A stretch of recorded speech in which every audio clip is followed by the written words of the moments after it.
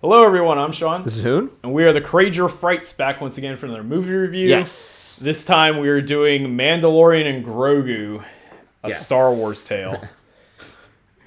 So this is the return of Star Wars. Yes, in the movie sphere here. Which there hasn't been one since Rise of Skywalker. Yeah, after that flop. I guess it really It didn't probably flop, it didn't but flop, but well, it was people hated it. People hated it. Yeah, so this is the return after 7 years or whatever.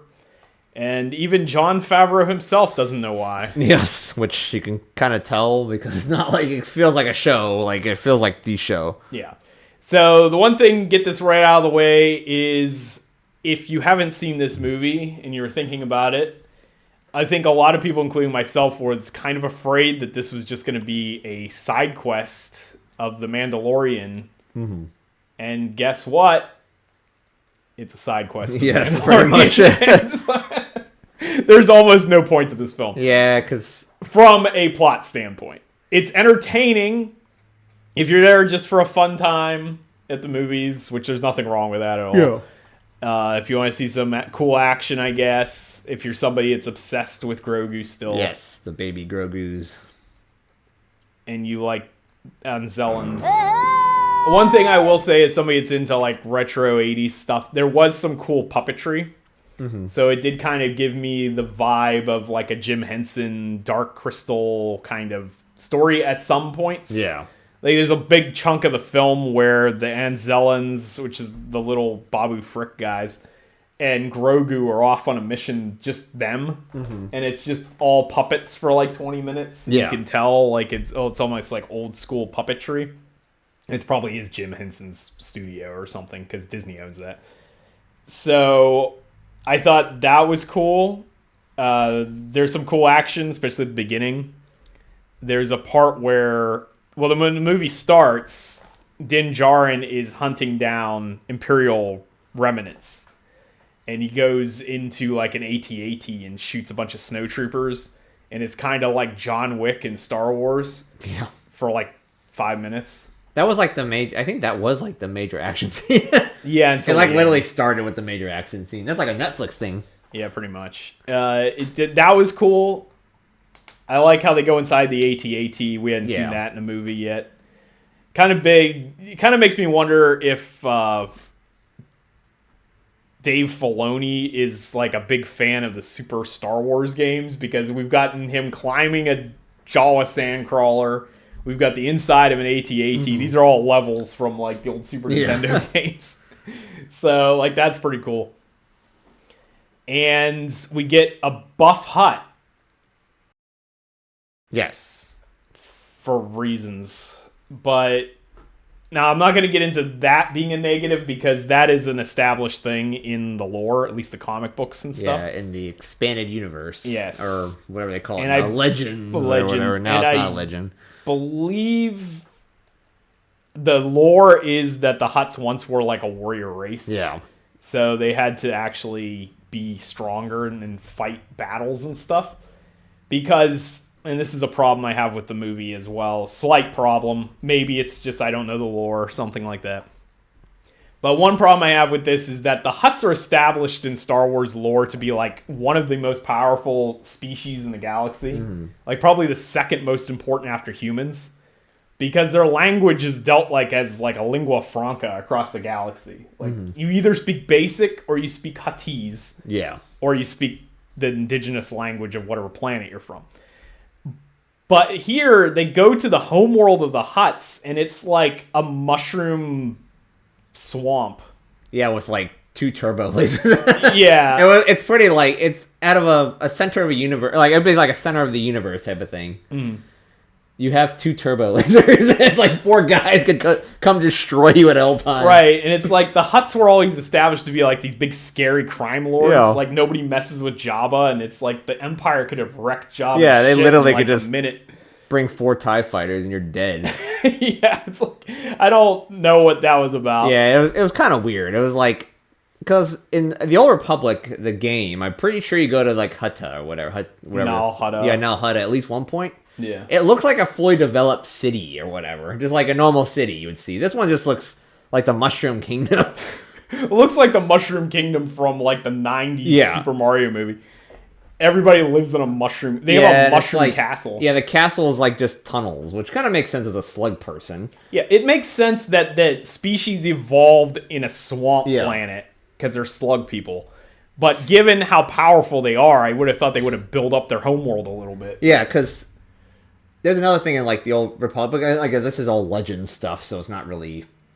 I don't even know if this part is even part of the canon anymore. If it's canon anymore. But Nar Shaddaa, which is apparently like a moon, outside of Nal Hutta, it's like a what's it called? Like huge metropolis. It's like the whole planet is like a city or something. Yeah. It's like that would think that would what like Nal Hutta would look like, because it's like that's like a huge metropolis. They're supposed to be like one of the most powerful species. Yeah. So anyway, that's like a nitpick, I guess. Yeah. The movie itself does feel like a side quest though. Like it's the beginning part. There's like 5 minutes where they talk about the plot of the overarching storyline, and then the rest of the movie is this side quest to rescue Rada the Hutt. Yeah. Who's Jabba's son. Yeah. Because the New Republic has a deal with Jabba's siblings to bring him back. But he's like a gladiator on some weird planet that's run by an Imperial warlord.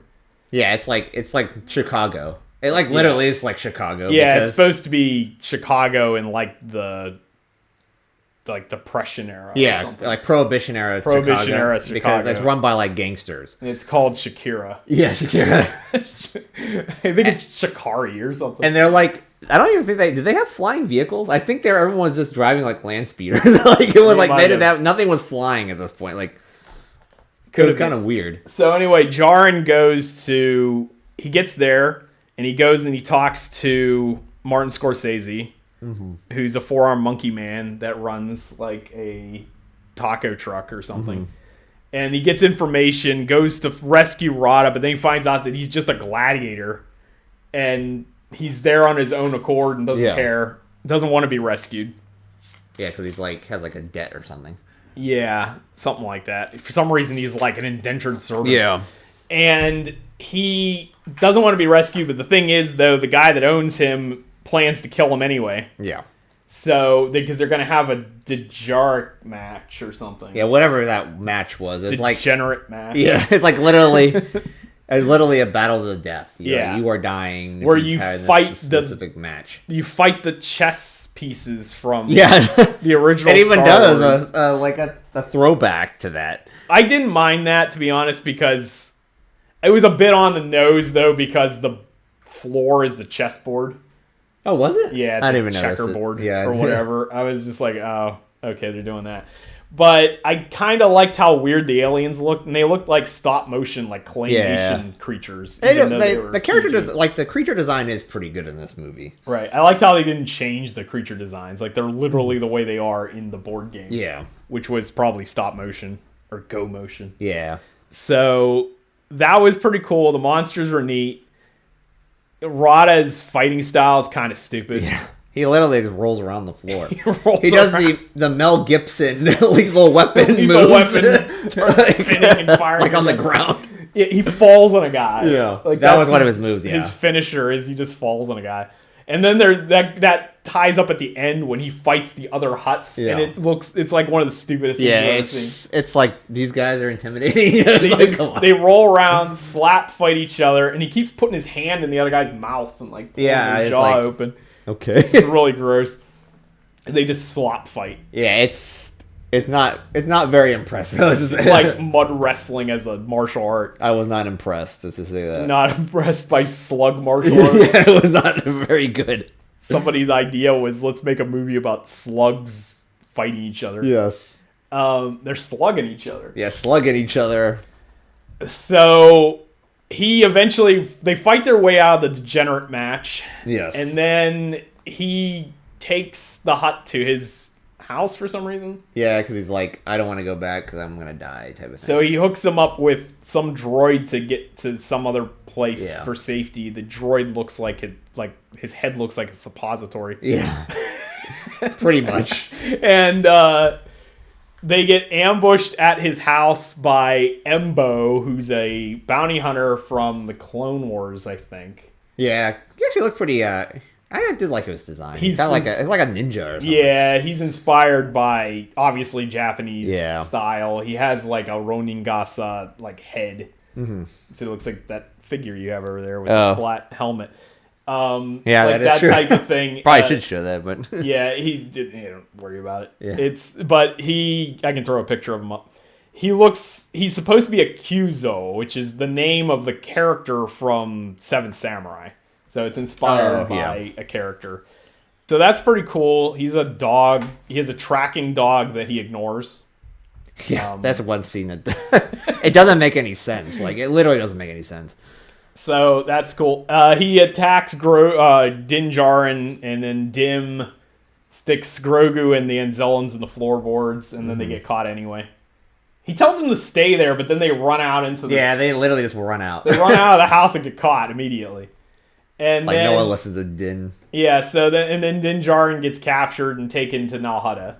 So then they were like, oh, we gotta go rescue him. Yeah. So Grogu and the Babu Fricks get in the spaceship and they go to Nal Hutta. The one that got captured just escaped anyway. Yeah. So they just meet up with him, and they go to rescue Din Djarin. They rescue him, but he got thrown into the pit with a giant snake, a kaiju snake that can swallow a whole but is also venomous. Yeah, it's like a super weapon here. So he's like a Conan the Barbarian snake or something. Thing's broken. And he gets bit by that, so he's poisoned now. And then Grogu, he has a heroic last stand so that Grogu and the Anzellans can escape, but then Grogu stayed behind anyway. And he passes out on the ground with a venomous scorpion on his chest, which Grogu jumps up and eats. Yeah. Which thankfully doesn't poison him. Yeah, I know. That would have been awkward. And so he goes to a fishman or whatever. Yeah, it's like a weird Sahagin or something. I don't know what it was, but it's like a salamander man. Yeah, a salamander man that lives like in the boonies. Yeah, and he steals fish from him, and then he comes back to visit him, gets eaten by a frog. Yeah, he went to go steal more fish. Yeah. Because Grogu's like a criminal, apparently. So Salamander Man saves him, and then he hides him in the back. Yeah, this is where it's kind of dumb. And the Embo and his dog show up. The dog clearly knows where Grogu is. Like, he's sniffing him out. But then Embo just ignores the dog. Yeah. And then he's like, the guy's like, get away from my fish. But he's nowhere near the fish. Yeah, he's nowhere near the fish. He's by the boxes where Grogu's at. Yeah. And then Embo's just like, okay, whatever. Yeah, he's like, I'm going to ignore my tracking dog. After telling him about Din Djarin being poisoned in a gladiatorial match in the bottom of... And the exact poison. Yeah, the exact poison the snake had. Yeah. So then he leaves, and the salamander dude's like, so Embo told me you guys escaped from the Hutt twins. Yeah. And he told me you guys were like on Hoth fighting Imperial remnants, and that you guys went and it's like you have a Naboo starfighter. You were in a couple episodes of Book of Boba Fett, I think. Yeah. So Embo tells him the entire history of the Mandalorian. The Mandalorian plot points. And so he gives him an antidote that he conveniently has. Yeah, he's like, oh, just give this to him. So Grogu goes back, heals the Mandalorian, and then they go back into the palace and just like whoop everything's ass. Yeah, it's like nothing stands a chance against like Din Djarin. Right, because he's Grogu. Like John Wick now. Yeah. And especially all these are battle droids that they're like fighting. That I liked. Yeah. I liked if you're gonna make the Hutts useless, at least have them have like an army of people that. Yeah, that was a good thing because it's like they're crime lords. You don't. The main crime lord doesn't fight. Yeah, other people fight for him. Yeah, I don't have any problem with that. Yeah, but like Jabba's unusual for his species supposedly because he's so rich that he doesn't get off his pedestal. Yeah, he just doesn't move. Whatever Jabba, whatever the hell his name is, whatever. It's like some Croatian name or something. Yeah. Jabba was like a weird outlier, I guess. And then his brother and sister are also fat. Yeah. Although they hold their own against Rada for a while. Yeah, because they're like beating up this buff Hutt. Like, easily. So apparently it doesn't matter. Yeah. if you have muscles or not. And so they all fall into the pit. They have show muscles. Yeah, pretty much. It's a bodysuit. Yeah. He just has a muscle suit. He got it on Temu. They all fall in the pit, except for Grogu uses a force to pull whatever Rada's out of the pit. Yeah. And then they get eaten by the snake. They call in... The Anzellans went back and they got the entire rebellion to come, or the New Republic, which consists of like five ships and two bombers, 2 Y-wings, which is more than we've ever seen. Yeah, that's quite a bit. To be fair, because it was Dave Filoni was there, Zeb from whatever show he's from, Rebels, Ripley, Star Wars Rebels, who's now Mandalorian's best friend, even though he was in like 5 seconds. Oh yeah, that's right. It was only there for like a little bit. Yeah, he's in like 5 seconds of season 3, but he's now his best friend and does everything with him. And then Ripley from Aliens. Yeah, Ripley. It's like the only thing it was missing was they needed like Gina Carano there. It would have made more sense. Well, yeah. She has like she is technically your friend. It's like that's their friend. But she's a marshal now. Yeah, we know what happened to that. But yeah, she's off. Don't go into that. But you needed her. Like it would make more sense if she was there. She's off world. Whatever her name is, like permanently. What was her name? I don't remember her name, but Cara Dune. Yeah, she's permanently off world at all times. Yes, doesn't matter what planet you're on, she's off world. She's off world. You just missed her. She just left. You just missed her. She's in a different galaxy. Yeah, she just missed her. So anyway, she is So Sigourney Weaver is now leading the operation. And they come in and they just effortlessly destroy. Yeah, it's like the 2 turbo lasers can barely move because all the vines on it. It's like that was another thing. Like the one ship is crashed. Yeah, that just left like 2 days ago, and it was like it looked like it was there for like fungus, like the arms thing where Rada was in. Yeah, it looked like it was there for like 40 years. Yeah, because it's just like that's how fast this planet are growing all. Which makes sense. Like again, the atmosphere of the planet makes sense. Like that's why I imagine their homeworld would look like when the species evolved. Yeah, but I would have thought they would have built it up a little bit. Since then. Unless this is just like a backwoods like armpit of the planet. Yeah, that could be. I mean, it could be. I mean, maybe there's a reason why Jabba lives in Tatooine. It probably does, yeah. Probably got exiled from his own planet or something. Like, this place is horrible. I'd rather live in a desert planet. Yeah, probably. That has nothing in it. Or the Hutts just hate Jabba and they kicked him out. Yeah, that could be. So, maybe that's what's going on. Maybe these guys aren't that powerful. He's such a big crime lord that they just kicked him out. Well, maybe he's a crime lord on Tatooine, but not on their own planet. That's probably true.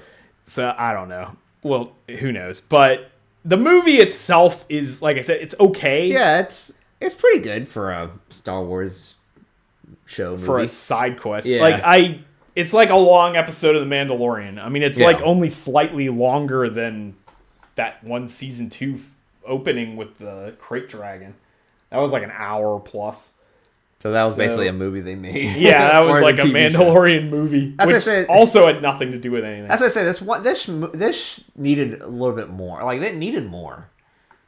Well, it needed more like regular plot. Yeah, because the main storyline is Mando fighting the remnants and building the New Republic. Yeah, which is 5 minutes of this film. It needed that because that's like interesting stuff. Yeah, because you're trying to get all the.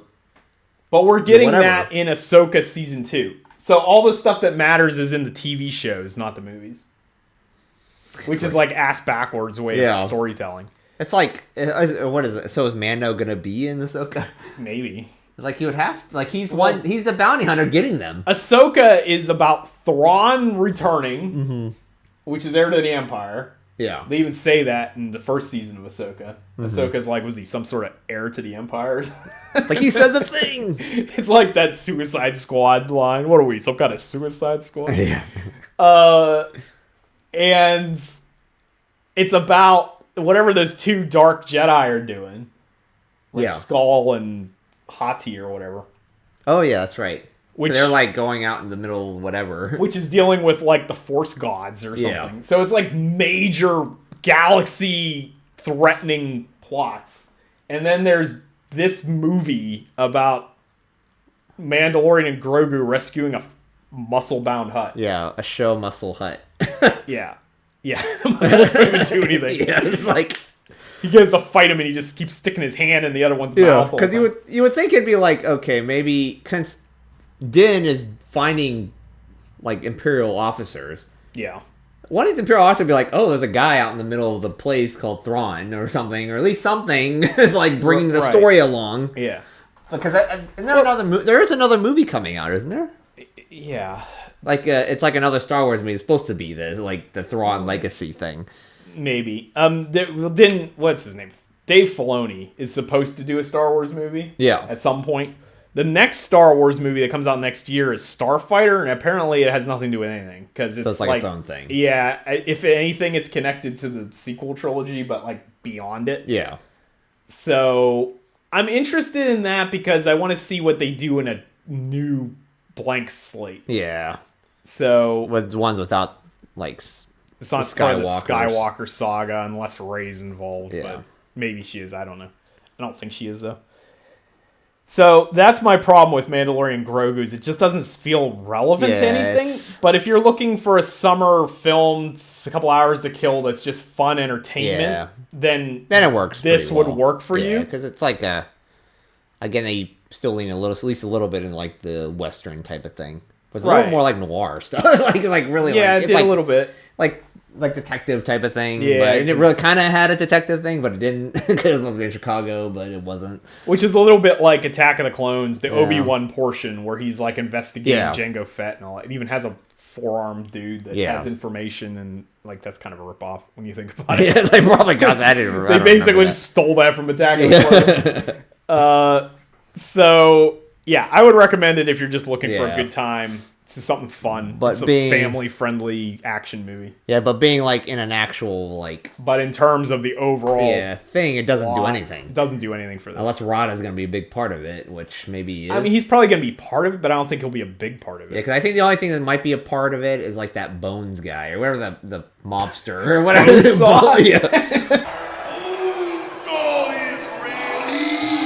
Spider-Man crossover. Or whoever that guy they got from Chicago. Oh, okay. Because he knows the information, but because she's like, oh, he's on whatever or whatever. Like the guy they were trying to get anyways. Yeah. Like that's the only thing I could see maybe being relevant to anything. And they brought him in anyway. Yeah, they brought him in, and he's like, maybe they got some more information out of him or something. Yeah, that's true. And he probably knows something about Thrawn. Yeah, because I would imagine like someone's got to know something about Thrawn. Also, Paleon's out there. Paleon? Who's Thrawn's admiral, like assistant admiral or whatever. He's out there because he was part of the Shadow Council meeting from season 3. That's when they really started talking about Thrawn. Yeah, there you go. Yeah. So he's out there, which he's from Heir to the Empire. I want to know if Luke is going to be part of this. Where's Luke at? Or Jorus Sabayoth. Yes. Although I think Skull might be a reworking of Sabayoth, to be honest. But we'll see if they do that or not. Because he's an old, some possibly crazy dark Jedi. They probably is. In which case, Shin Hati might be a weird reworking of Mara Jade, but we'll see if they tie that in at all. Yeah. Or if they're all new characters. Especially with Mara Jade, that's a pretty popular character. I don't know if they would want to like at least they should probably put Mara Jade in, but I don't know. Well, they can't with the way they structure it. Yeah, it's like the structure is kind of not. Which makes it's kind of stupid because they could bring her back and then just have Kylo Ren kill her. Yeah. Because she basically gets killed by the former Legends Kylo Ren anyway. Yeah. Eventually. So, and that's what causes Luke to push away from everything and go like be a hermit. Yeah. But as it stands now, he did that because all the Jedi died because he had a dream that Kylo Ren might turn bad. It came to him in a delusion. Yeah, it came to him in a delusion. He was drinking too much of that blue milk, I guess. He's drinking that green dinosaur. Green, whatever that milk was that he was drinking. That dinosaur titty milk. Yeah. He was drinking too much of that. So, I don't know. This is Disney Star Wars. Yeah, it's a little bit. It's like the beginning of it. So they're trying to fix it, but I don't know if... I guess, did they say something about they were trying to they were kind of going to maybe probably retcon some of that stuff? Well, I think that's wishful thinking. But I don't know if that's actually true or not. That might just be from the Star Wars YouTube grifters. Yeah, it could be it. Based on anything. The one thing I'd be interested in interested in seeing is what a Star Wars movie with Kathleen Kennedy having no influence at all on, which we won't see probably until maybe after Ahsoka Season 2. Even Ahsoka Season 2 might not have much influence because she apparently hates Admiral Akbar because she killed him like almost off screen in The Last Jedi. But as soon as she left, like she's out the door, they announced Ahsoka Season 2 got pushed back like 6 months, and now Admiral Akbar is a major character, and they're redoing reshoots because they wanted Admiral Akbar to fight Thrawn. That makes sense. Yeah, he's the admiral, so like, why wouldn't he fight Thrawn? And like a space battle or something. Yeah. So maybe like tactitional battles, which happens in the trilogy. Yeah. So that makes sense. So it's like they almost, as soon as she left, they went back to all that source material that she said didn't exist. And they went back to the thousands of books. Like, oh, we found it at Barnes & Noble. We found the sacred Jedi text. It's at Barnes & Noble. They're at Barnes & Noble in the New Age section. Yeah, pretty much. Right next to the Amish romance. Yeah. The shunning. So they found the ancient texts that don't exist, according to Kathy. So while recording this, I was looking up images of Admiral Akbar, and Wikipedia has a notation that says not to confuse Admiral Akbar with Allahu Akbar. So I just wanted to point that out, just in case you guys were confused as to which one I was talking about here. So, like, I'm not convinced that Kathleen Kennedy is the sole problem here. Yeah, I don't think so. Unless she leaves and everything gets better afterwards. It's kind of an interesting time to be a Star Wars fan here. What a time to be alive. Because since she is leaving, at least a lot of people say that she is the problem.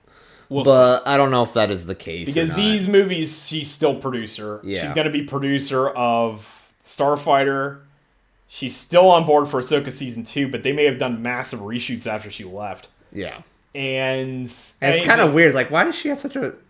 According to the thing, is that why she have such a strong hatred of Akbar? Oh, well, that was what joke guys I was like, okay. I put that in there, but it's because she kills him off screen. Yeah, like it doesn't matter. Yeah, it's like, okay. Even though he's like the hero of the rebellion. Yeah. And then as soon as she's out the door, Admiral Akbar's back with major roles. Okay. It's bizarre. She's got squid species. Yeah, she just hates squids. She hates squid people. And their bug eyes. Yeah. The one good plus, it looked like it did kind of make its money back, or at least close to it. 165, 246 million. I don't know. It's not close. Yeah, it's probably going to have to make like 500 to break even. Yes, maybe. I think they made an article saying it has to make 5 million to break even, so I don't know if it will. However, it's not Solo Abomination because it's supposed to make about the same money as Solo, but it costs like half as much to make. Because Solo, they had to shoot twice. Yeah. Because Kathleen Kennedy didn't like what Phil and Lord Miller or whatever. Like the stoner comedy or whatever. Yeah. According to their... Who they went on to direct one of the top films of this year. Yeah. Because they directed that space movie with Ryan Gosling. Oh, Hail Mary. Yeah. Which made like $500 million, whatever, $600 million, something like that. That probably was a Kathleen Kennedy decision. Yeah. Because I guess maybe anyone would deal with directors. It's probably a Kathleen Kennedy decision. I would say she's probably at fault for the 10,000 movies that were announced and never happened. Taika Waititi's Star Wars story. It's still on the slate. She says is still in production, but Taika says I haven't looked at that in like 5 years. Yeah, it's in the garbage bin somewhere. Garbage. I filed that in the trash. Yeah, I filed it in my special filing cabinet. Yeah. He's like, I'm not even working on that. Yeah. So anyway, we'll see what happens in the future. Yeah, it's like say we'll have to because like I said, it's an interesting time to be a Star Wars thing because there's a change in like chairman or whatever or chairwoman. We'll see what happens. Split. They're kind of doing the DC thing where Dave Filoni is like the creative head, and then there's like another guy that's in charge of the finances. So is he considered the president then, or is it? Yeah, he's like the creative president. Okay, so with the DC stuff. Yeah, it's like James Gunn's situation. Which kind of And makes then they're sense talking of, about Clone Wars or whatever. And then I guess both Dave and Jon Favreau have talked to Takashi Yamazaki, director of Godzilla -1 and -0, to see about doing a Star Wars thing, which I know some Godzilla fans were like, that's the worst decision ever. But Yamazaki has said repeatedly that he wants to do a Star Wars film. And he did do Space Battleship Yamato. Yeah. Which is kind of like a Star Wars thing. Right. It's space battles. Yeah. So we'll see what happens with that. I think that's all we're going to say, really, about Mandalorian Grogu. So, yeah, that's really... Yeah, that's about it. So I think that's going to do it for this review. If you like this content, give us a thumbs up. Consider subscribing for more like this in the future. And you, too, could feel the strength welling within. See ya. See ya.